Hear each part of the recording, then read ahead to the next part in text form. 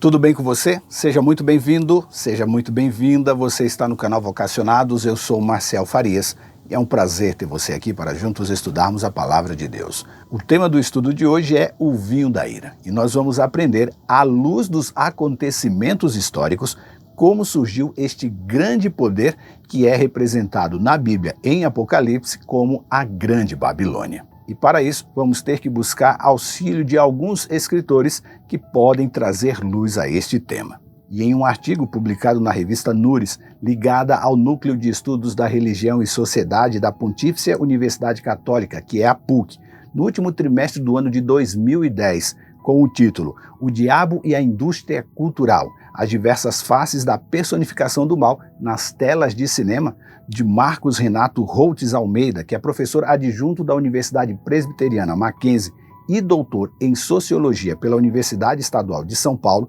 ele ali em seu artigo faz algumas afirmações. Ele diz que a secularização do diabo ocorreu como reflexo dos movimentos científicos filosóficos representantes de uma era que já não mais se encontra sob o jugo das autoridades religiosas.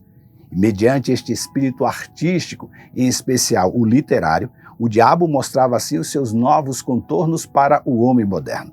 Então, liberados da tutela eclesiástica, os homens do século XVIII e XIX vão ali encontrar no diabo a liberdade de expressão do espírito que outrora se encontrava reprimida. O diabo, segundo o autor, passará então assim a representar o espírito da época, será visto como um Prometeu, aquele que é o libertador do homem, o promotor da ciência e do conhecimento e progresso. Já Carlos Roberto Figueiredo Nogueira, em seu livro Bruxaria e História, As Práticas Mágicas do Ocidente Cristão, publicado no ano 2000, afirma que o movimento do romantismo transformou Satã no símbolo do espírito livre, da vida alegre, não contra uma lei moral, mas segundo uma lei natural contrária à aversão por este mundo pregado pela Igreja. E Satanás significa, no entanto, liberdade, progresso, ciência, vida. Torna-se assim moda a identificação com o demônio, assim como procurar refletir no seu semblante o olhar, o riso, a zombaria imprecisa e nas feições tradicionais até do diabo. O diabo, segundo o autor em seu livro, passa a representar a rebelião contra a fé e a moral tradicional,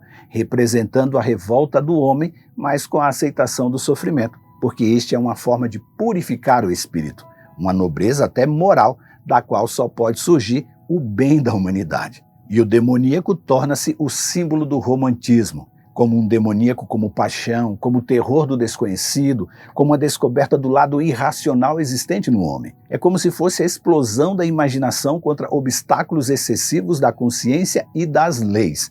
Isso está nas suas páginas 104 e 105. E talvez você esteja se perguntando o que estas percepções sobre o diabo podem se relacionar com o nosso estudo hoje. Bom, a resposta é muito simples. Quem foi o mentor do desejo em erguer a Babilônia no Oriente Antigo? E quem é que incentiva as práticas pecaminosas tão comuns à grande sociedade babilônica? Você acertou, o inimigo de Deus e de todos aqueles que são partes do povo remanescente do Senhor. E a influência dele é tão ampla que, por conta da sua ação no coração dos moradores da cidade, o anjo disse para João que ela tornou-se habitação de demônios, esconderijos de todo espírito impuro, covil de ave impura e de todo animal impuro e detestável, porque todas as nações caíram por causa do vinho da fúria da sua imoralidade. Os reis da terra cometeram adultério com ela e por ela tanto desejar o luxo extravagante, os comerciantes da terra enriqueceram. Isso está em Apocalipse 18, versículos 2 e 3. Hoje vamos ver quais os perigos que estão diante de nós e como Deus vai combater a ação contínua e maligna da Grande Babilônia ao ela dar de beber ao mundo do vinho da sua ira e da sua prostituição. Mas antes, você precisa deixar aqui no vídeo o seu curtir e se inscrever em nosso canal, compartilhar este conteúdo com sua família e seus amigos pelo WhatsApp e se inscrever no canal e nos ajudar a chegar logo à marca dos 10.000 inscritos. E eu quero aqui aproveitar e mandar um abraço para o Marcos Antônio, para o Luiz Aparecido, a Sebastiana Almeida, a Maria Aparecida da Silva e a Dana Senhorinha. Muito obrigado por vocês participarem todos os dias aqui em nosso canal, deixando o seu curtir, comentando, fazendo o seu pedido de oração. E olha que são muitos os pedidos de oração. Tem pessoas internadas lutando contra o câncer, tem pessoas internadas lutando porque pegou uma infecção generalizada e o médico ainda não encontrou o foco desta infecção. Há também aqueles que perderam um ente querido e por isso choram ainda a sua ausência, e há aqueles também que estão pedindo oração porque não têm um emprego. Eu sei que você sempre está orando por mim, mas eu estou também orando por seu pedido especial. Lembre-se, deixe o seu pedido aqui nos comentários do vídeo ou mande-nos um WhatsApp que eu terei um imenso prazer de orar por você. E também te peço para você orar por mim. Se você está aqui pela primeira vez em nosso canal, aproveita para deixar o seu curtir, inscrever-se, comentar e compartilhar também em suas redes sociais. Agora eu rodo a vinheta e na sequência vamos juntos estudar a Palavra de Deus.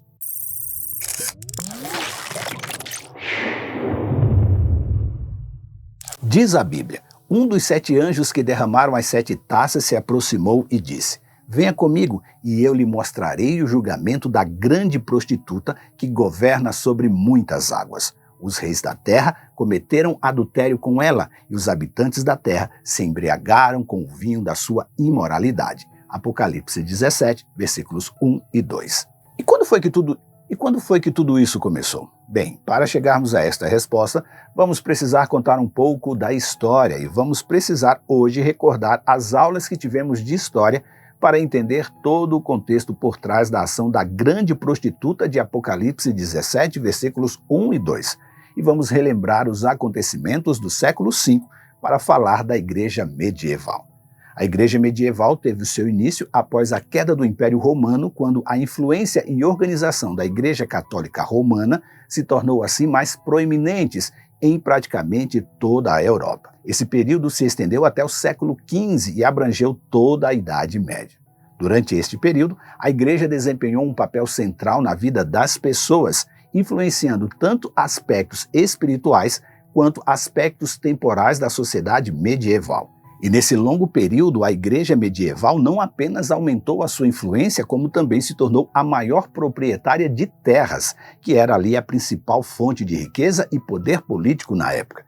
Isso graças ao feudalismo. Lembra deste tema, o feudalismo, nas aulas de história? Pois bem, no feudalismo, a estrutura hierárquica contava com um senhor feudal detendo ali o poder máximo sobre a terra e também sobre as pessoas. Cabia aos camponeses, chamados de servos, trabalharem nas terras do senhor feudal em troca de proteção e alimento. E o que fez então a Igreja Medieval? Usou esse sistema socioeconômico e político também, que predominava na época, e deslocou os seus bispos e abades para o campo, onde ali a economia girava, para se tornarem senhores feudais, tornando assim os feudos cada vez mais poderosos e a igreja cada vez mais rica. Assim, a igreja passou a acumular bens móveis e imóveis por meio de doações de aristocratas ricos que se converteram ao catolicismo e até de alguns imperadores. E no mundo feudal, a sociedade se organiza militarmente e as virtudes guerreiras são valorizadas, e a igreja passa a desempenhar o papel de preservar a ordem e a paz, chegando a instituir a trégua de Deus, um edito que proibia os combates durante certos dias do mês e nas principais datas religiosas. A igreja medieval também era responsável pela administração da justiça, onde tinha a jurisdição exclusiva e regulamentava diversas relações e instituições sociais de acordo com as suas leis, que se baseavam no direito canônico. O homem da Idade Média, então, era movido e dominado por sua fé imposta pela Igreja Medieval, que determinava os atos da vida cotidiana de cada homem. Os padrões éticos são exclusivamente cristãos à luz da Igreja Medieval e o medo do castigo após a morte regula a conduta dos pecadores. A ideia de um inferno e seus tormentos exercem assim uma influência sobre o imaginário medieval, impedindo que o homem venha a pecar, ou pelo menos tentasse. A organização clerical da Igreja Medieval é muito parecida com o que é hoje. E inicialmente era simples, e cada comunidade cristã possuía ali um bispo eleito pelos fiéis. E os padres eram ali responsáveis pelo ensino da religião e pelas cerimônias diárias. E os diáconos responsáveis pela administração e assistência à população. As paróquias eram dirigidas pelos padres e assim eram agrupadas em dioceses, que eram dirigidas pelos bispos, e várias dioceses formavam assim uma arquidiocese, que era dirigida por um arcebispo. E no topo da hierarquia estava o Papa, chefe da Igreja e sucessor de São Pedro para os católicos romanos até os dias de hoje. A Igreja medieval assim detinha o controle do conhecimento. A leitura e a escrita eram exclusividade dos padres, bispos, abades e monges. Mosteiros e abadias abrigavam ali as únicas escolas e bibliotecas da época. É no ano de 756 que a Igreja estabelece o seu próprio Estado. Foi quando o rei dos francos, Pepino o Breve, doa ao papado uma extensa área de terra no centro da Península Itálica. Esse território ficou conhecido como Patrimônio de São Pedro e constituiu ali o embrião do atual Vaticano. E assim, a Igreja medieval estendia seus domínios através de alianças com reinos e impérios e cada vez mais tornava a sua influência na Idade Média forte e temida, ao ponto de influenciar as escolhas de reis e rainhas e até na perseguição de monarquias que se colocavam contrárias às suas ordens clericais. Quem se insurgia contra a Igreja medieval na Idade Média, contestando os seus dogmas e orientações, eram chamados de hereges. Alguns exemplos de hereges famosos são os valdenses e os albigenses, que se insurgiram no século XII.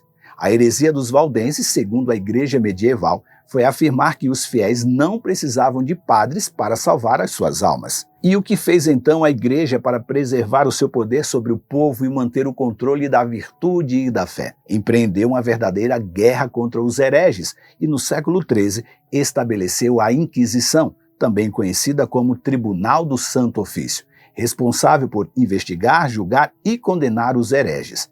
A Inquisição foi responsável pela morte de milhares de judeus, árabes e cristãos que foram considerados hereges. No entanto, as vantagens obtidas pela Igreja através das alianças com os impérios também levaram a conflitos com autoridades reais em alguns momentos. Assim, a Igreja medieval se destacou como instituição organizada dominante, assumindo o controle espiritual, político, econômico e cultural da sociedade medieval. E aqui termina a nossa revisão da história, pois as características e ações da Igreja medieval são facilmente identificadas no que a Bíblia chama de a Grande Babilônia. Além disso, a Grande Babilônia está associada à influência secular e à aliança com o mundo. Ela é retratada como uma entidade que promove valores e práticas contrárias aos princípios divinos, buscando assim atrair e seduzir as pessoas com promessas de poder, riquezas e prazeres mundanos. A Grande Babilônia é vista como uma força que tenta desviar a atenção e a devoção das pessoas de Deus para assuntos terrenos e temporais. Outra característica atribuída à Grande Babilônia é a perseguição aos santos. Ela é retratada como uma força que se opõe aos seguidores de Deus e busca silenciá-los e destruí-los. Ela é descrita também como uma entidade que busca aniquilar a verdade e suprimir aqueles que proclamam a mensagem divina e representa a hostilidade e a oposição ao reino de Deus e àqueles que seguem os seus ensinamentos. No contexto profético do livro do Apocalipse, é revelado que a Grande Babilônia está destinada a cair e enfrentar o juízo divino. Ela é retratada como uma cidade que será destruída e punida por suas práticas malignas e rebeldia contra Deus. O juízo sobre a Grande Babilônia é descrito como um evento de grande magnitude e impacto, simbolizando o triunfo final do reino de Deus sobre as forças do mal. É importante ressaltar que a Grande Babilônia é uma entidade simbólica e não se refere a uma cidade ou nação específica.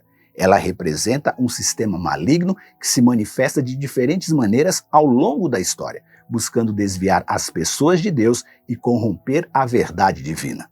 Seu caráter simbólico ressalta a natureza espiritual da oposição ao reino de Deus, em contraste com as forças espirituais do bem. Já a Igreja de Deus, também mencionada na Bíblia, refere-se ao corpo de crentes verdadeiros e fiéis que seguem a Cristo. Ela é formada por aqueles que aceitam a Jesus como seu Salvador pessoal e se comprometem a viver de acordo com os ensinamentos bíblicos. A Igreja de Deus é uma comunidade de adoradores que se reúnem para buscar a Deus, estudar sua palavra e se fortalecerem mutuamente na fé. Seus membros são chamados a viver uma vida santa e refletir os atributos de Deus em seu relacionamento com Ele e com os outros. Ela é caracterizada pelo amor, pelo perdão, pela graça e pela busca pela justiça. Ela busca seguir o exemplo de Cristo e procura ser um instrumento de transformação através do amor de Deus no mundo. A Igreja de Deus é descrita como o corpo de Cristo, onde cada membro desempenha um papel importante na edificação e no crescimento espiritual do todo. Ela também é orientada pela palavra de Deus e pelo poder do Deus Espírito Santo. Por estes motivos é que as palavras do anjo para João em Apocalipse, no capítulo 18, precisam nos encontrar já conhecedores das diferenças entre as duas igrejas. O alerta do anjo diz: depois disso, vi outro anjo descer do céu com grande autoridade, e a terra se iluminou com seu esplendor. Ele deu um forte grito: caiu a Babilônia. A grande cidade caiu. Tornou-se habitação de demônios, esconderijo de todo espírito imundo, covil de ave impura e de todo animal impuro e detestável, porque todas as nações caíram por causa do vinho da fúria da sua imoralidade. Os reis da terra cometeram adultério com ela. Por ela tanto desejar luxo extravagante, os comerciantes da terra enriqueceram. Então ouvi outra voz do céu que disse: saiam dela, meu povo, não participem de seus pecados, ou serão castigados com ela. Apocalipse 18, versículos de 1 a 4. Por isso é fundamental que os cristãos compreendam e reconheçam os perigos da Babilônia, para que não sejam enganados e afastados da sua fé. Eles devem discernir entre o que é verdadeiro e o que é falso, entre os valores do reino de Deus e os valores mundanos. Isso exige um conhecimento profundo da palavra de Deus e uma relação íntima com Ele, permitindo que o Deus Espírito Santo os guie e fortaleça. No contexto do livro do Apocalipse, no capítulo 18, a queda da Grande Babilônia simboliza um sistema mundial de poder, corrupção e idolatria, que representa a influência e os valores corruptos que se opõem aos princípios do reino de Deus. O texto revela a natureza pecaminosa da Grande Babilônia, bem como as consequências que ela traz sobre as nações e os líderes mundiais. O capítulo 18 começa com a visão de um anjo descendo do céu com grande autoridade, e ele acaba iluminando toda a terra com seu resplendor para fazer uma proclamação através de um grito forte: caiu a Grande Babilônia, a grande cidade caiu. Essa queda representa o julgamento e a destruição de um sistema corrupto e idólatra, que também é descrito como uma habitação de demônios, um esconderijo de espíritos imundos e um covil de aves e animais impuros e detestáveis, simbolizando assim a natureza maligna e contaminada deste sistema mundial. E o motivo da queda de Babilônia também é revelado: a sua imoralidade, tanto espiritual quanto econômica, corrompe as nações e os seus líderes, e ela seduziu e corrompeu os governantes com suas riquezas e luxos, levando-os a se desviarem dos caminhos justos e a se envolverem em práticas pecaminosas. Neste contexto, também é importante que os cristãos estejam atentos aos fatos para que não sejam enganados por eles. O sistema mundial descrito no texto de Apocalipse 18 representa um conjunto de valores e práticas que estão em oposição aos princípios e ensinamentos do cristianismo. A Babilônia é um símbolo da ganância, corrupção, idolatria e imoralidade que podem seduzir e desviar os cristãos da sua fé e compromisso com Deus. A voz que se ouve em seguida no céu ordena: saiam dela, meu povo, não participem dos seus pecados, ou serão castigados com ela. Essa exortação é um chamado para que eu e você, como crentes em Jesus, nos separemos das práticas e valores corruptos da Babilônia. Eu e você somos chamados a viver de acordo com os princípios da justiça, pureza e amor ensinados por Jesus, e não nos deixar envolver pelas influências malignas da Grande Babilônia. Pense nisso, leia sua Bíblia, saia da Grande Babilônia e que Deus nos abençoe. Este conteúdo também está na web rádio Ecoar. Aproveite agora para se inscrever em nosso canal, habilitar as notificações, deixar o seu curtir, comentar e compartilhar em suas redes sociais. E lembre-se, você é participante da vocação celestial para ir ao mundo, pregando o evangelho da salvação a toda criatura. Que Deus te abençoe e até amanhã.